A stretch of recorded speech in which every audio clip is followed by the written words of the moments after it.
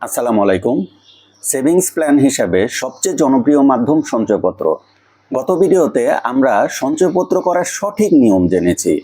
শুধু সঠিক নিয়ম জানলেই কিন্তু হবে না, সঞ্চয়পত্র করার ক্ষেত্রে কিছু সতর্কতা আছে। আজকের ভিডিওতে আমরা সেই সকল সতর্কতা জানব যে মাধ্যমে আপনি সঞ্চয়পত্র করলে আপনার ভবিষ্যতে কোনো রকম সমস্যা হবে না, বরঞ্চ আপনার সেভিংস নিরাপদ থাকবে। তো আসুন আসল আলোচনায় চলে যাই। যারা এই সংক্রান্ত তথ্যগুলো জানতে চান তারা আমার চ্যানেলটা সাবস্ক্রাইব করে রাখতে পারেন।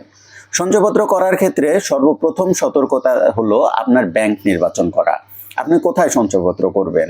যদিও সঞ্চয়পত্র সরকারি একটা স্কিম, তারপরেও আপনি সঞ্চয়পত্র যে ব্যাংকে করবেন আপনার মেয়াদ পূর্তি শেষে আপনার সঞ্চয়পত্রের টাকা সেই ব্যাংকের অ্যাকাউন্টেই এসে জমা হবে। সুতরাং সঞ্চয়পত্রের ক্ষেত্রে ব্যাংক নির্বাচন করা সর্বপ্রথম এবং প্রধান কাজ। এরপরে আপনাকে অ্যাকাউন্ট নির্বাচন করতে হবে।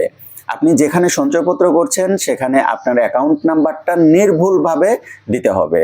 যদি অ্যাকাউন্ট নাম্বারে কোনো ধরনের ভুল হয়ে থাকে তাহলে ইন্টারেস্টের টাকা প্রাথমিকভাবে আটকে যাবে বা আসবে না। এই কারণে সঞ্চয়পত্র করার ক্ষেত্রে আপনাকে সঠিক অ্যাকাউন্ট নাম্বার দেওয়াটা খুব বেশি জরুরি। তৃতীয়ত, আপনি যেখানে সঞ্চয়পত্র করছেন সেখানে আপনার মোবাইল নাম্বারটা নিজের এনআইডি দিয়ে নিবন্ধিত হতে হবে। এছাড়া আপনি সঞ্চয়পত্র কোনোভাবেই ইস্যু করতে পারবেন না। চতুর্থত, আপনি যাকে নমিনি নির্বাচন করছেন এই নমিনিটা একটু কেয়ারফুলি নির্বাচিত করতে হবে।